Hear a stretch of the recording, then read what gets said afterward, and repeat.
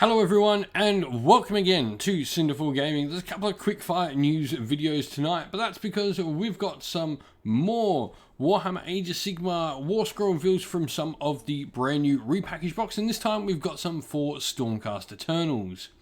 And so let's get having a look. We've got 4 different Warscrolls to check out. So the first ones we've got up here on screen. We have the Vanguard Raptors with both weapon iterations and the Aether Wings up on screen. So let's start looking at what exactly has changed for these Vanguard Raptors. So for starters, on the left we've got the Aether Wings, 12-inch move, 2 wounds, no save and 6 bravery, pretty stock standard there. Aether Wings haven't really changed much, 4s and 3s, 2 attacks each. Aether Wings are all what they were. I mean, we weren't expecting any major changes in Aether Wings, really, were we? I think this is all pretty by the numbers. But then we've got the Vanguard Raptors with the long strike crossbows. So they have slightly changed in what they are. So they've got a longer range now, as it appears they've got a 30-inch range now, which is cool. So that's an extra 6 inches on their 24-inch profile they previously had. Though they did get extra range before when they didn't move, but now you've just got that 30-inch range at all times, pretty sweet. And you've also got an extra attack on the profile as well now. Wound in 3s and 2s, so this is a reversed profile of what they currently are, which is 2s and 3s. Rend 2, damage 2, same as they were, and then they've got no Rend and 4s and 3s on their combat profiles there. For the different weapon options they've got with the Beacon Claws, as along with the Sergeant as well. So this is all pretty stock standard here, really.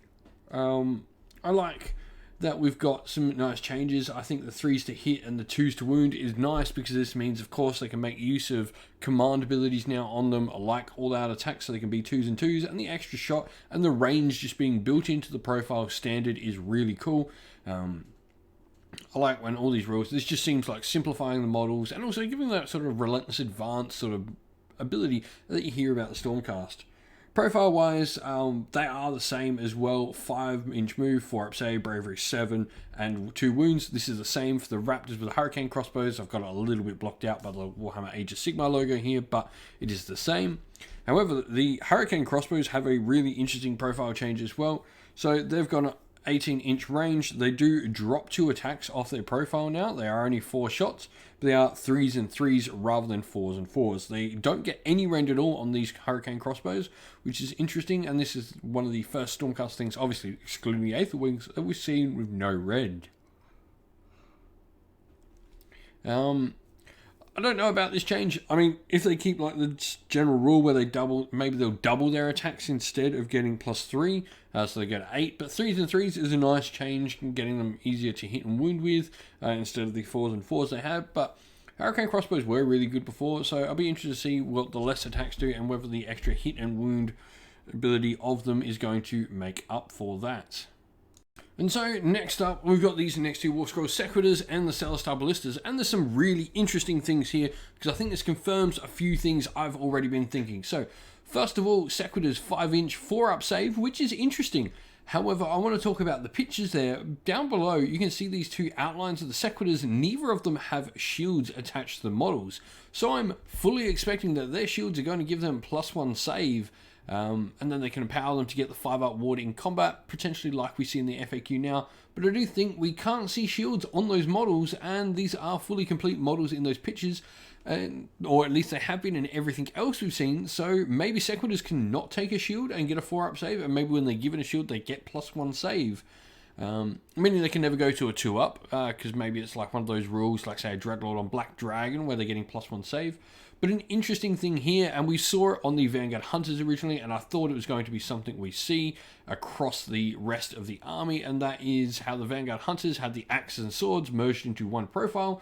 You can see clearly here, profile 1 is sword or maul. They are the same profile now, no longer different profiles for the weapons.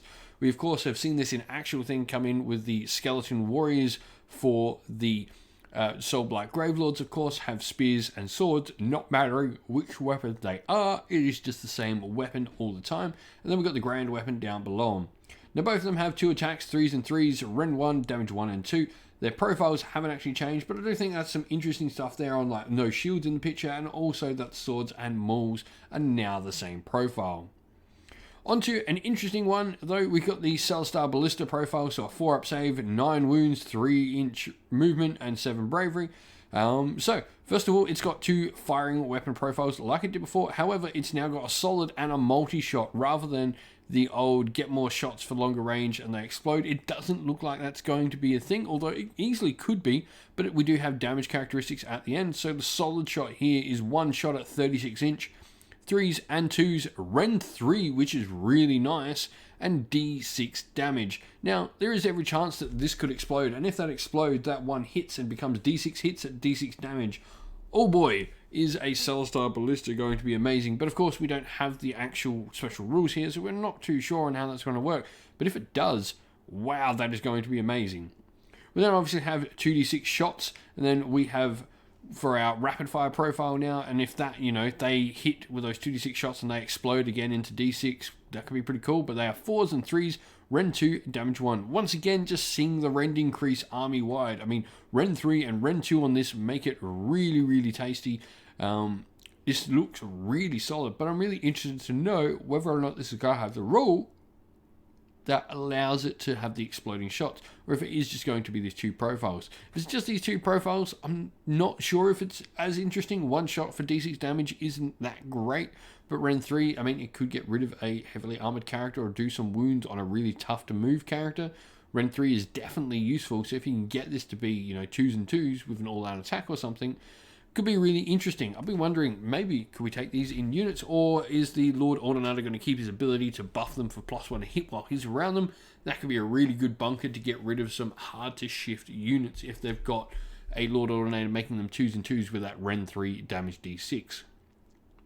All in all though, what do you think of these new Stormcast Eternal Warscrolls? I think there's some really interesting changes, and of course, I think the Sequitors brings us the interesting one, or the most interesting one, rather, where we see the weapons combined, and I think this is just going to be something we see across the Stormcast Eternal range. So Liberators, swords, and hammers won't matter. I mean, I've built entire units with hammers and swords. Maybe I can just mix them up now and have some cool looking mixes. That would be really cool.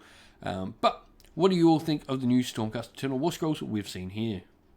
Well, thank you for watching the video. We hope you enjoyed it. If you did, please don't forget to leave a like and subscribe to the channel.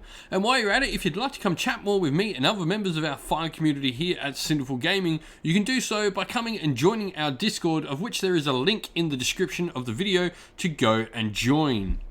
Also, if you'd like to help support the channel in another way, you can do so either by Patreon, YouTube members, or by going and purchasing some merch on our Teespring store. You can find the links to all 3 in the description of the video, once again, to Patreon, YouTube members, and to our merch store on Teespring. But also, we'd like to give a special shout out to everyone who helps support the channel via Patreon and YouTube members. So, thank you to our patrons Christian Weir, James, Soren, Chaos Spawn, AJC, Kenny Lowell, Outer and Shot First, Andrew Bowen, Nathan Fee, Tim Newman, The Rising Ape, Cure Dynamic, Agu, Anthony B, MJ, and Dynat226.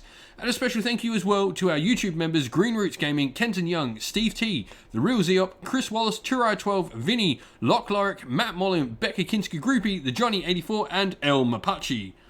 Thank you as well, a special thanks especially to Lady Witchfox Art, who does all the amazing artwork for the channel. An absolute legend of a person. And then thank you as well to the legend that is Xmorphic. He does so much amazing work in the background of our Discord server, making sure everything works and looks nice and pretty there for us all to enjoy.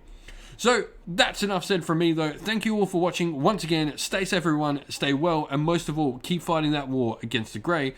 Ciao for now.